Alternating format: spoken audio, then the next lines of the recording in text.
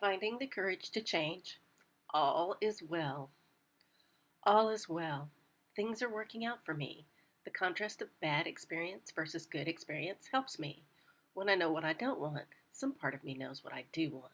I have greater clarity. I can go with the flow. I can course correct. All is well. There is nothing to fix. Everyone and everything was created perfectly. We all have a direct connection to source energy which cannot be broken. The universe is kind and loving.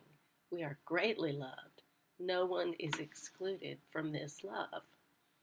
All is well. We can each tap into infinite intelligence at any time. We all receive inspiration and guidance every day. I can let go and let God work in each person as they are ready to receive. All is well.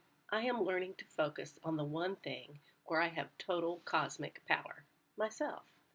I have the ability to focus my thoughts.